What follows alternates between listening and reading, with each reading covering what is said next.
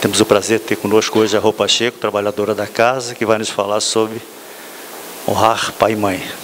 Que Deus te abençoe. Nossas saudações fraternas, o nosso abraço de paz, e que possamos comungar juntos dessas reflexões tão importantes e oportunas numa época onde a gente escuta muito que os dias da família estão contados. Então, que essas reflexões nos façam retomar essas raízes tão importantes nas nossas vidas, que são os nossos pais. Então, muitas vezes já falei aqui na tribuna que nós vamos sempre refletir em torno de verdades antigas. Nós nunca falamos nada muito novo, mas nós falamos sempre em torno de sabedorias e de saberes já anunciados em muitas culturas. Então, quando Moisés, há uma época bastante hostil, ainda a humanidade, especialmente aquele nicho que eram os judeus da antiguidade, o seio hebraico, e apresentavam bastante hostilidade, violência. E quando Moisés ele faz o seu recolhimento no Monte Sinai, e mediunicamente, de alguma maneira, através dessa faculdade, ele recebe esse decálogo, o quinto item, e não por acaso, porque se nós pensarmos em linhas pedagógicas, e se a gente pensa no decálogo como um expediente, como algo que vai nos direcionar a uma conduta, e esse quinto mandamento, ele está exatamente no meio. Então, indicando uma posição importante, que medeia o que está acima, as orientações que estão acima e as orientações que estão abaixo. Mas Moisés, então, anuncia esse mandamento: honrai a vosso pai e a vossa mãe, a fim de viverdes longo tempo na terra, que o Senhor vosso Deus vos dará. Moisés, a essa época, ele anuncia uma promessa àqueles peregrinos que passaram em torno de 40 anos para alcançar uma instância que a priori é a terra prometida. Então ele anuncia um ganho aqui, ele anuncia: se nós honramos o pai e a mãe, nós vamos desfrutar de um lugar na terra. Mas no capítulo 14 do Evangelho segundo o Espiritismo, e não por acaso, Kardec vai dedicar um capítulo a essa orientação, a essa normativa do decálogo. Por que Kardec faria isso no Evangelho segundo o Espiritismo? Que também é um expediente para as nossas vidas, que também é algo que vai nos orientar os passos nesse caminho. E ele faz uma retificação quando ele menciona, ele enuncia da mesma maneira, ele diz: honrai a vosso pai e a vossa mãe, já não é a terra que lhes promete, e sim o céu. Então ele já está relacionando que essa ação em relação aos pais, que nós vamos refletir, o que significa honrar o pai e a mãe? Será que nós honramos esse pai e essa mãe? Será que a nossa atitude é realmente essa?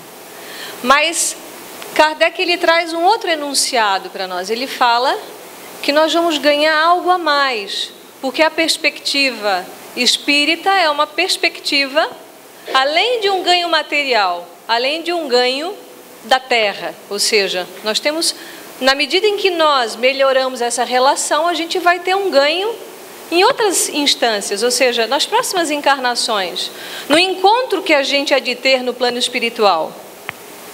E a espiritualidade benfeitora vai trazer alguns itens que vão norteando as nossas reflexões, a começar por esse. Não pode amar o seu próximo aquele que não ama o seu pai e a sua mãe. Mas o termo honrai encerra um dever a mais para com eles, que é da piedade filial. Então os benfeitores vão dizer: como que eu posso amar o meu próximo se muitas vezes eu não tenho esse amor pelo pai e pela mãe? Será que a gente realmente consegue amar alguém antes de amar esse que foi o pai e a mãe?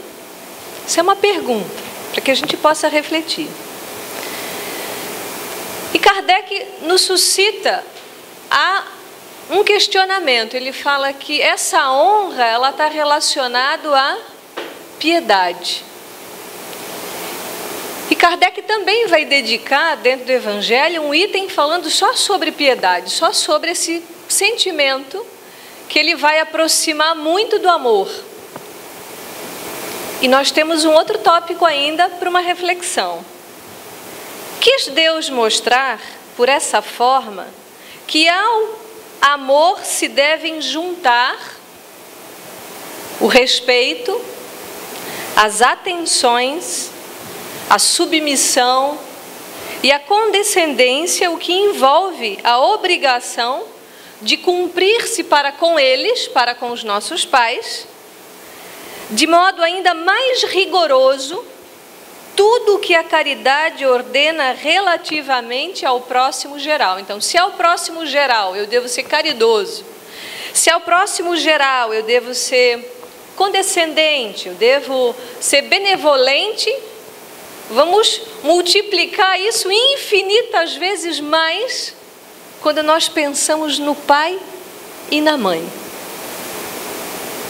Nós fazemos isso? Nós conseguimos fazer isso? Dizem ainda os espíritos: as provas rudes, ouve bem, são quase sempre indício de um fim de sofrimento e de um aperfeiçoamento do espírito, quando aceitas com um pensamento em Deus. É dado-nos saber essa ordem. Por que eu tenho esse pai? Por que eu tenho essa mãe? Por que eu sou o filho do meio, ou o último, ou o primeiro? É dado saber essa ordem? Não. Porque essa ordem, ela guarda alguns mistérios, né? Algumas questões. Mas quem é esse pai e quem é essa mãe? Então, a condição do pai e da mãe é uma condição que se aproxima muito do Criador. Quando alguém se dispõe à vivência dessa tarefa, você está diretamente vinculado a um papel de Criador. Você está dando expansão ou vazão a uma encarnação. E de certa maneira, como anunciou Moisés, a gente está prometendo algo a partir do momento em que essa relação se estabelece. E realmente a promessa, aonde que é essa terra da promissão, é uma geografia, é um lugar, é uma profissão, é a riqueza? É ou não é? Não é. A promessa que se estabelece a partir desse vínculo e dessa relação é uma promessa de crescimento, é uma promessa de evolução, é uma promessa de perdão. Muitas vezes ali se estabelece uma promessa de reconciliação, de ajuste. E quanto tempo muitas vezes se passou para que nessa encarnação houvesse esse exato encontro? Eu tenho o pai e a mãe na exata medida que eu preciso. Eu tenho o pai e a mãe que eu necessito para um aprendizado. E é importante nós fazermos essa autoanálise. E muitos de nós somos aqueles que ficamos órfãos, que fomos abandonados, que o pai ou a mãe rejeitou. Mas enquanto eu desconheço as leis, que é o que nós lemos nesse último pensamento, ou seja, estar em comunhão de pensamento com Deus significa compreender como Deus age em nossas vidas. E se Deus, como nós sempre falamos na tribuna, Deus é bom e Deus é justo. E muitas vezes a violência, ela se instaura no nosso meio porque nós não temos noção da verdadeira justiça. Nós somos violentos porque nós não conseguimos ser justos.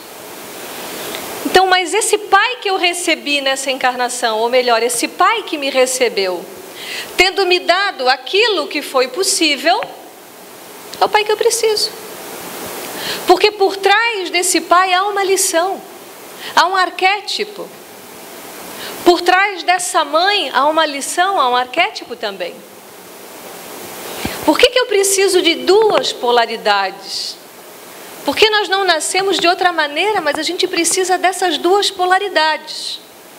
É como se nesse momento nós começássemos a selar dentro de nós uma auto-pater-maternidade. É como se ao ser filho, eu começo a elaborar dentro de mim uma imagem do pai e da mãe, ou do homem e da mulher. E isso é grave, porque pai e mãe são referências para essa vida, ou muitas vezes os nossos pais serão referências para inúmeras encarnações, dependendo do tipo de experiência que eu vivi, mas sempre necessárias.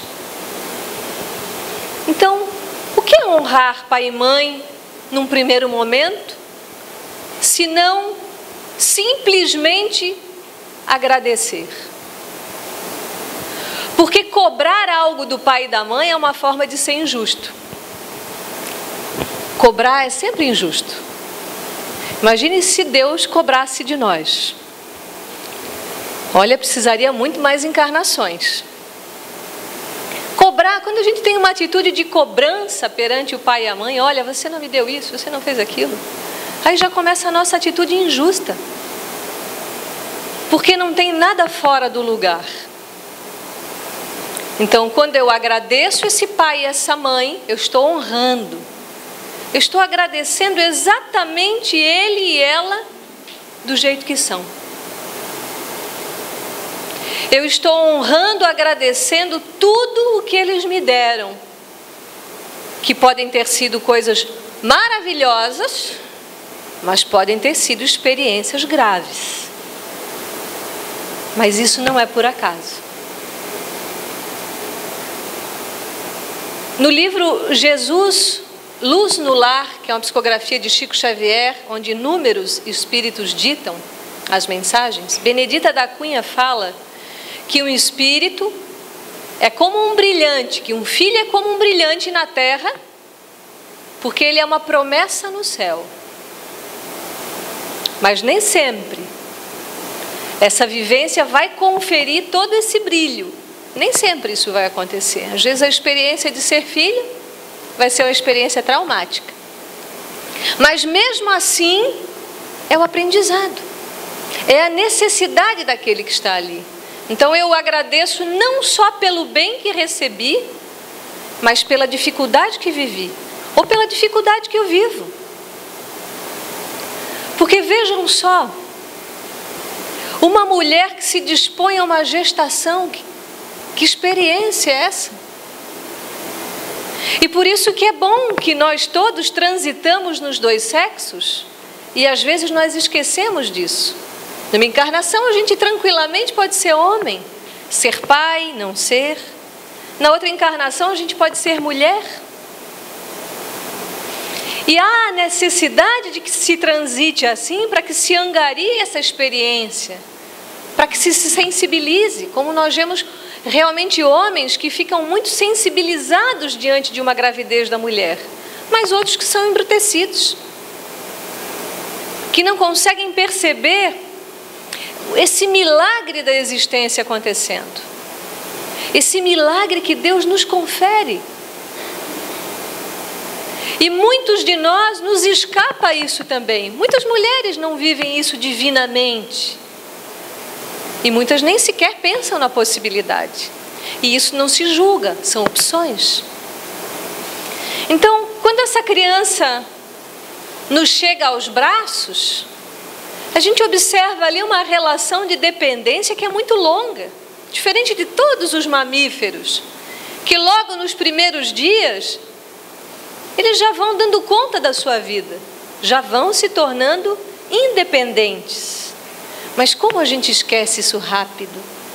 Isso escoa tão rápido na nossa mente. Daqui a pouco a gente já começa a reclamar do pai e da mãe.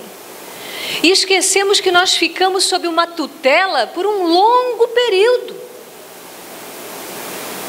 E muitas vezes nós vamos ver pais e mães já de idade avançada ainda com os filhinhos de 60 anos do seu lado, que também não é saudável.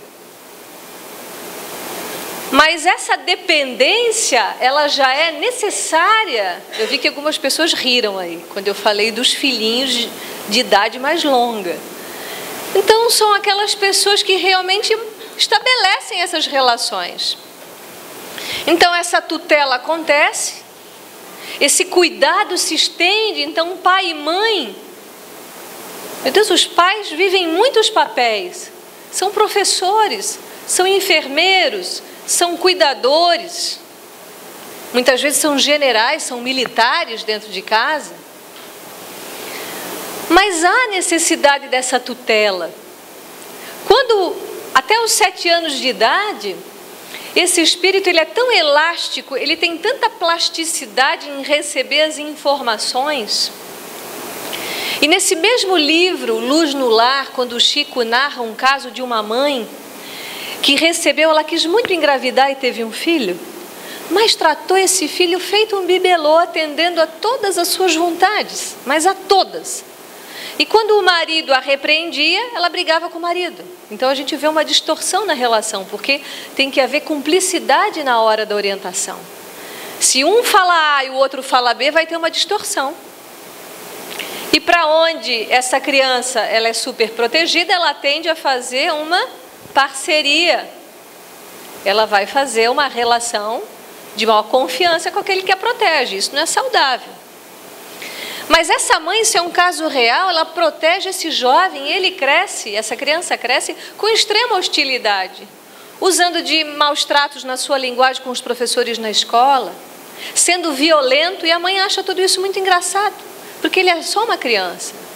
E quando ele chega na adolescência, o pai morre vivendo todo aquele desgosto, porque as nossas emoções roubam a nossa vitalidade, esse pai desencarna, e a mãe começa a ser hostilizada por esse filho. São situações que nós vemos, filhos que batem nos seus pais, que estão longe de ter uma relação de honrar, porque a mãe e o pai são expressão da divindade, são expressões de Deus na nossa vida, e é assim que a gente deveria se comportar, não na perfeição de Deus, mas nos dando respeito, que não é uma relação de temor, mas é uma imposição que se coloca pelo respeito.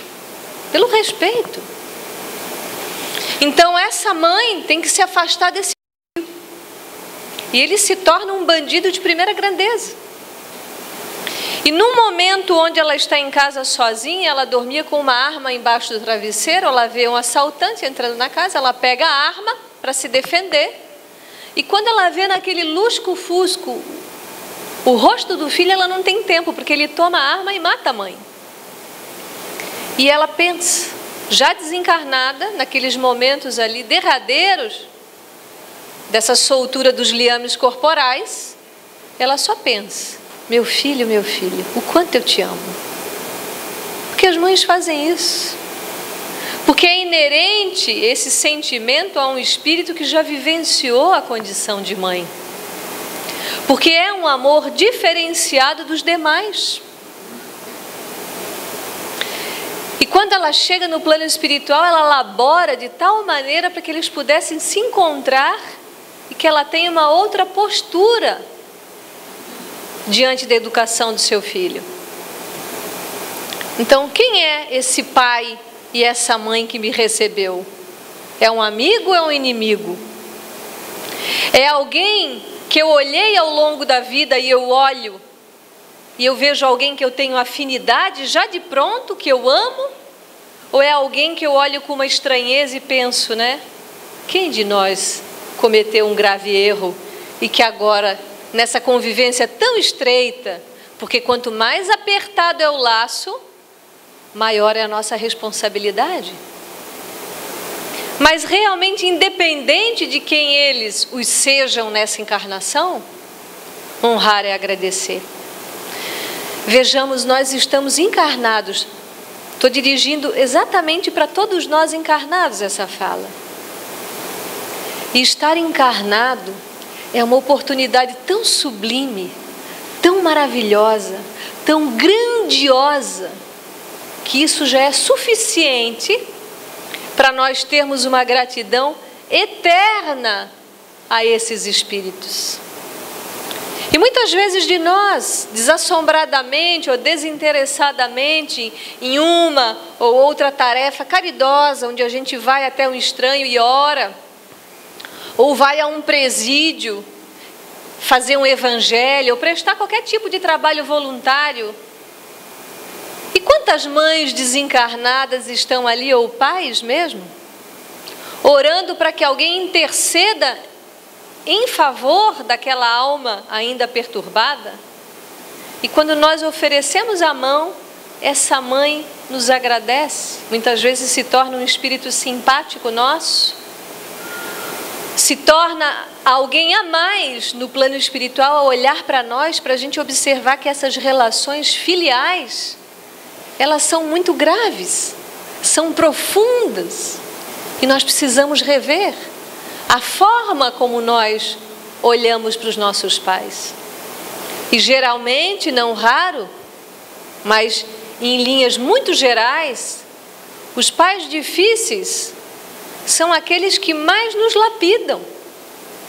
São os pais difíceis que muitas vezes vão gerar grandes pessoas para o mundo, se a gente aproveitar bem. Porque daí isso vai passando pela nossa ótica. Porque a tendência é sempre reproduzir. Quando eu critico muito esse pai e essa mãe, primeiro eu estou querendo me colocar num lugar acima. Isso daí está fazendo tudo errado. Estou me colocando num lugar. E esse lugar, primeiro, ele já não existe. E segundo, nós partimos daquele princípio. Eu estou cobrando por uma coisa que não é real. Essa cobrança, ela não tem fundamento. Porque alguém só vai nos dar daquilo que ele tem. Então, o que eu recebi aquilo que o pai e a mãe tiveram para me dar. E se eles não deram, é porque eles não tinham. Porque é engraçado isso. Muitas vezes, quando nós mesmos somos cobrados, a gente não gosta. E para mim já não vale essa regra. Mas quando é para o outro.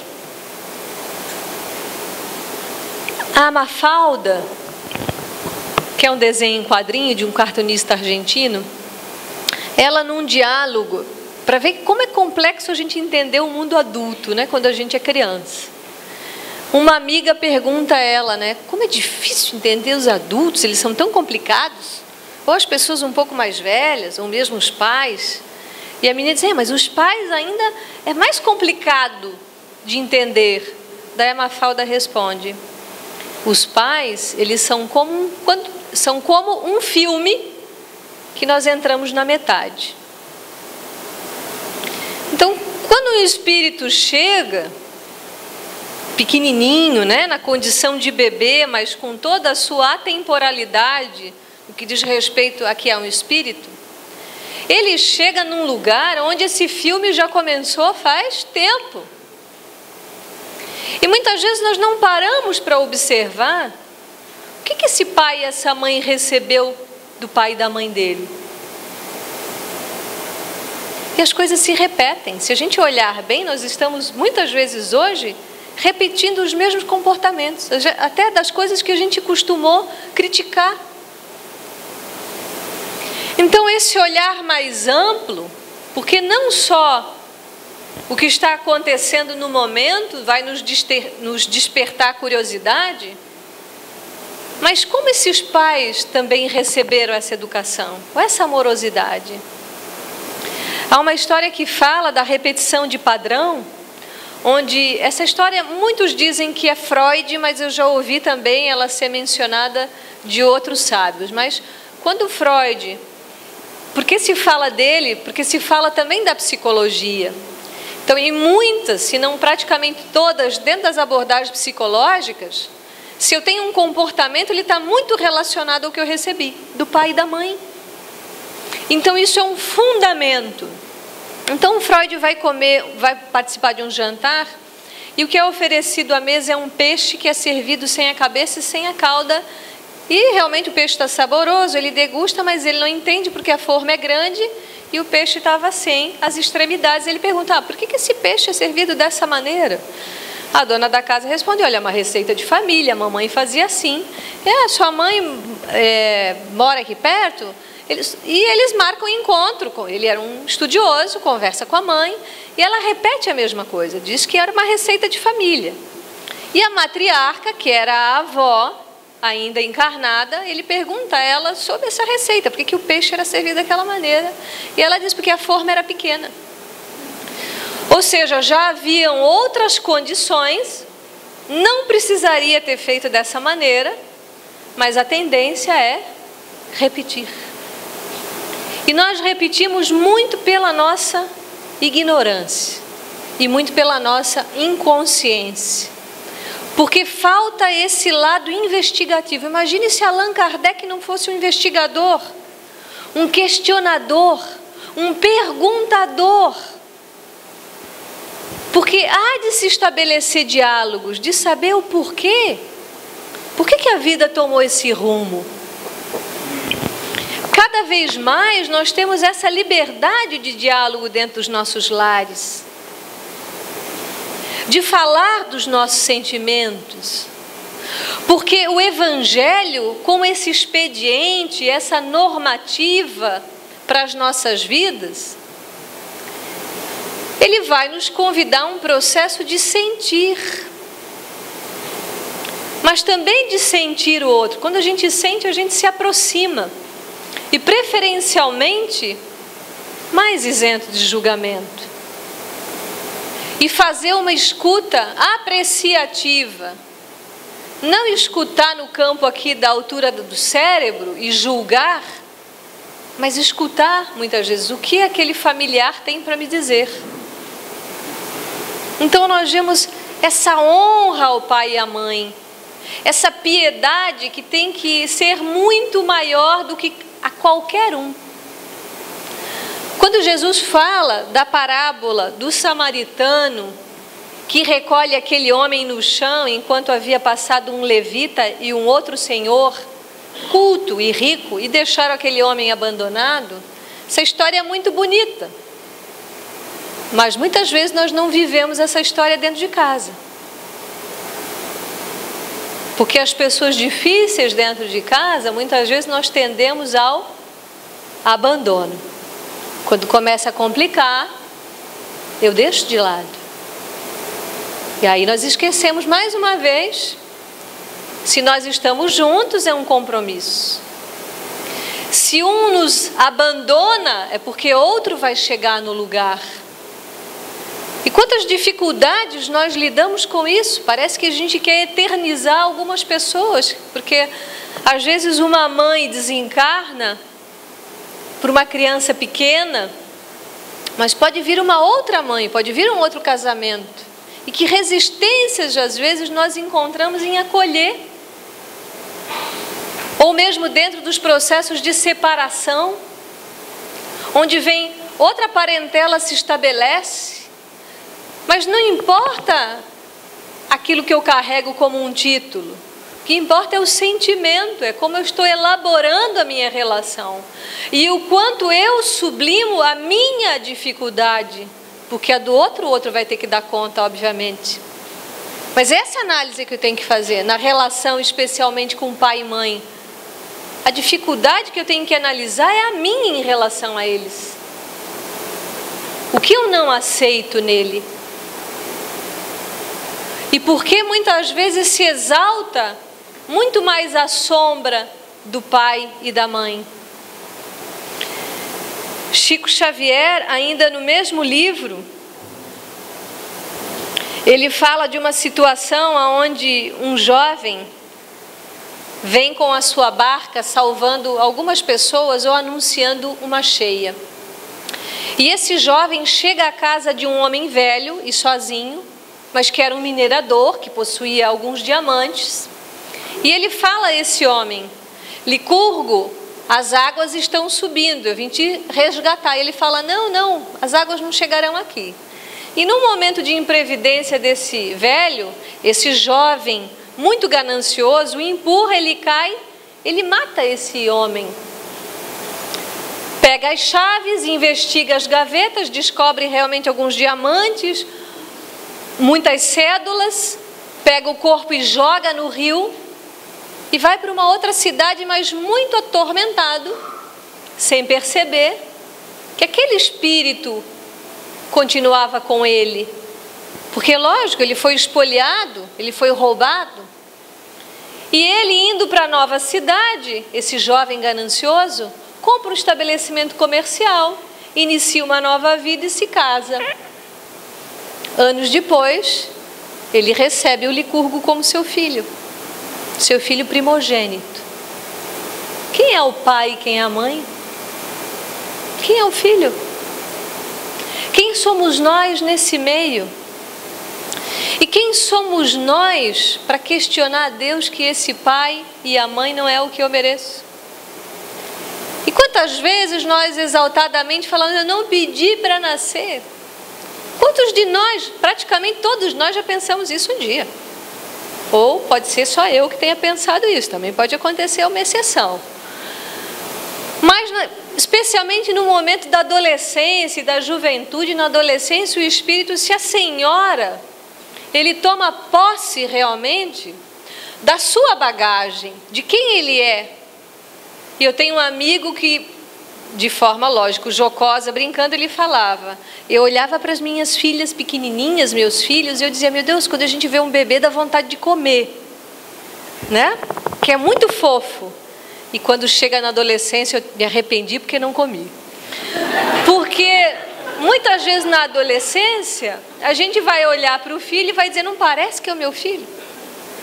Era tão bonzinho. Ou às vezes o contrário, né? Pode ser ter uma infância mais perturbada e chegar na adolescência e se acalmar. Mas são estações que nós vamos passando.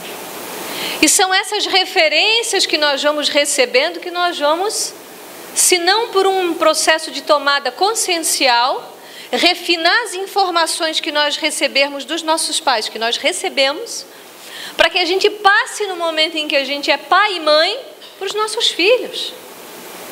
Para que isso se aprimore, sendo que o primeiro e mais importante dever do pai e da mãe, isso está no capítulo 14, é eu apresentar Deus para aqueles que estão sob a minha tutela.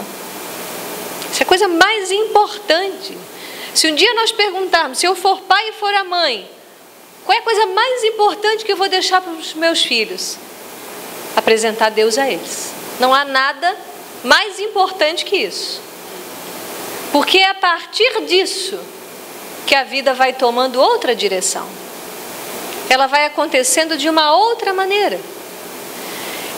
E nós vamos alcançando outras idades e vamos acompanhando muitas vezes os nossos pais na sua madureza, na sua velhice.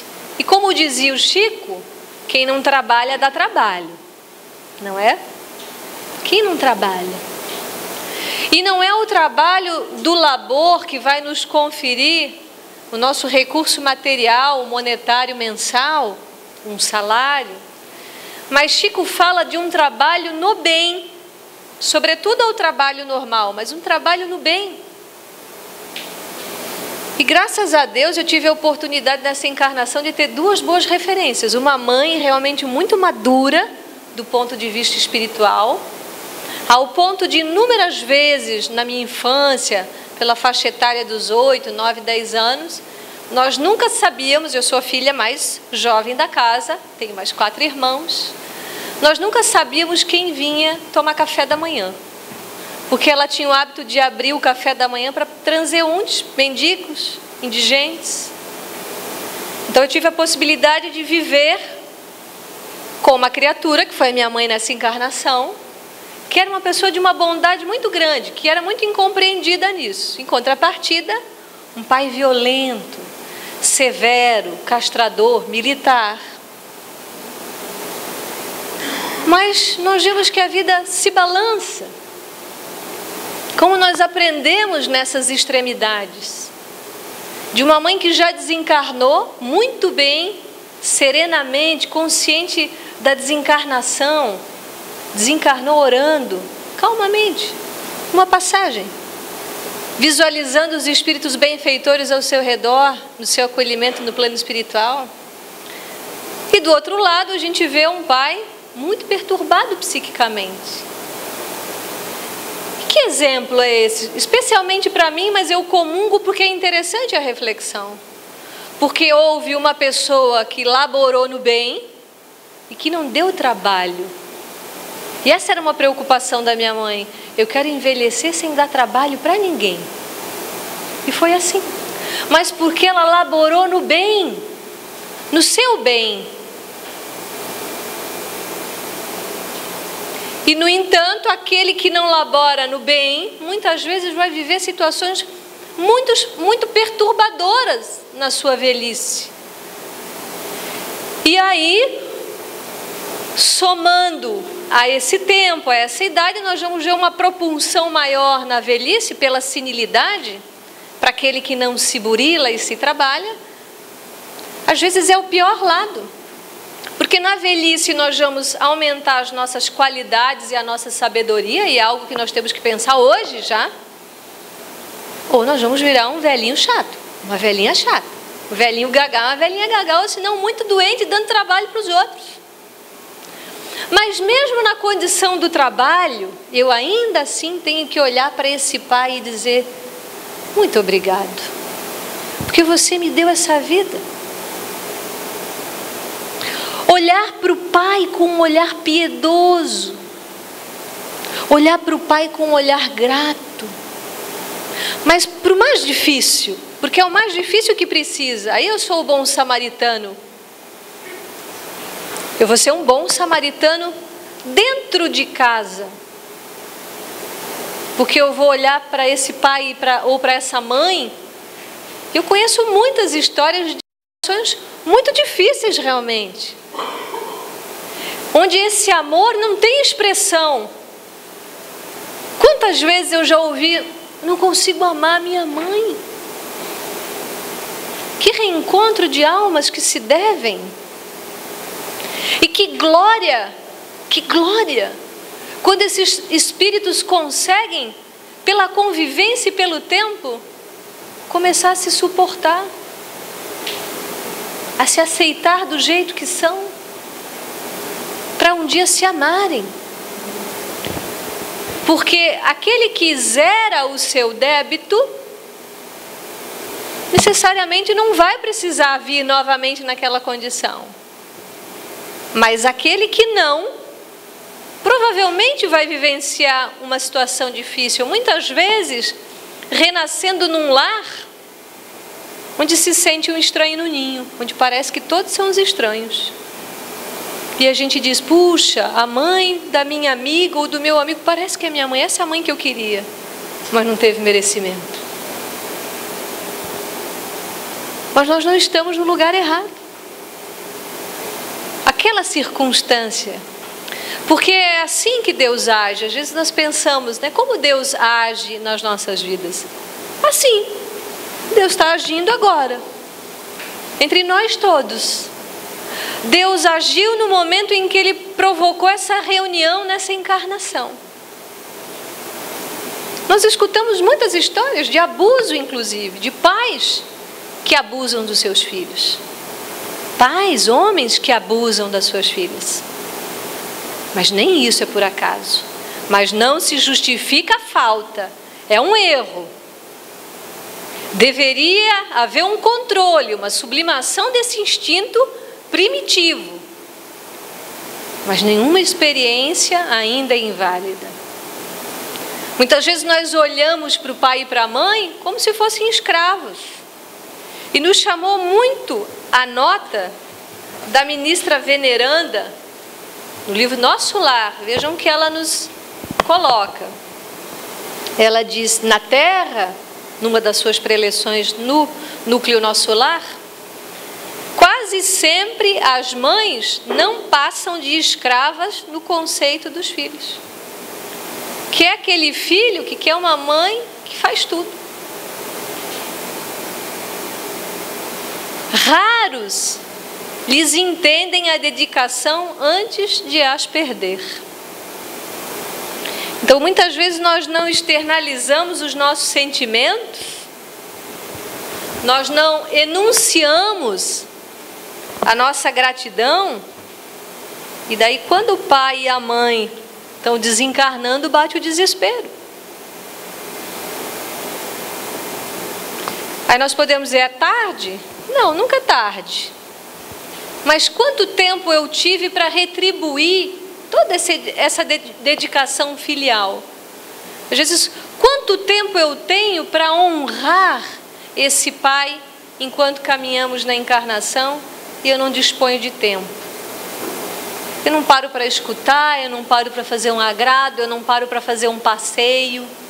Ah, mas está muito velhinho, não anda muito rápido. Mas quem ama, ao contrário de acelerar, quem ama desacelera. Porque se nós pensarmos na figura de Jesus, que estava há muito tempo na nossa frente, mas nós sempre dizemos, quem ama, um anjo que ama, e se a gente pensa na figura mítica do anjo com as asas, o que o anjo faz? Ele tira as asas, deixa lá no cabide, põe uma havaiana e vem caminhar ao nosso lado, no nosso passo. Quem ama faz isso. Quem ama faz movimentos enormes para que não haja distâncias. E mesmo às vezes dentro dos lares, a gente vai ver que há distâncias abismais entre mãe e filho, entre pai e filha. E nós que aqui estamos refletindo diretamente sobre essas proposições, que são proposições do Evangelho, que nos diz, ama o teu inimigo, porque amar quem nos ama é fácil. Então nós temos que dar esses primeiros passos, porque se nós analisamos a figura já aureolada dos cabelos brancos, com exceção daquelas que gostam de pintar os seus cabelos, lógico, e respeitando essa graça, mas as rugas, a idade, o cérebro que está ainda mais possível de plasticidade é o mais jovem. Então é o mais jovem que pode fazer o movimento em direção ao mais velho. Nós vemos na nossa cultura ocidental, infelizmente, essa falta de trazer os mais velhos para as reuniões, onde os mais velhos devem ser ouvidos, porque são mais sábios. Em alguma coisa eles hão de ter mais experiência do que os mais jovens. E às vezes a gente diz, não sabe de nada, já está gagá. Que horror quando a gente coloca essa pessoa que representa Deus Pai e Mãe na minha vida nessa condição, ou no esquecimento. Então nós nos privamos de uma grande oportunidade. E mesmo esses pais e mães que desencarnam, que continuam ainda trabalhando, olhando, orando por nós que aqui ficamos. E se nós vamos fazendo essa lição de casa, porque muitas vezes coisas que nós fizemos como filhos, nós vamos receber dos nossos filhos como pais. Porque a vida é matemática. Às vezes eu vou viver com um filho aquilo que eu fiz como filho. Eu vou viver com um filho a experiência que eu tive na condição de filho com o pai e mãe. E por que isso se repete? Para que a gente aprenda. Para que às vezes aquela experiência nos relembre a memória de onde eu falhei e ali se estabeleça um processo de auto-perdão para comigo. E mais uma vez a ação de gratificar esse pai, ser grato. E ser grato sempre. Então nós vamos cumprindo a nossa lição de casa, bem feita. E que maravilha! Imaginemos nós nesse momento derradeiro dessa vida, nós não sabemos quando vai acontecer. E talvez ali ao lado a gente vê a mãe, o pai,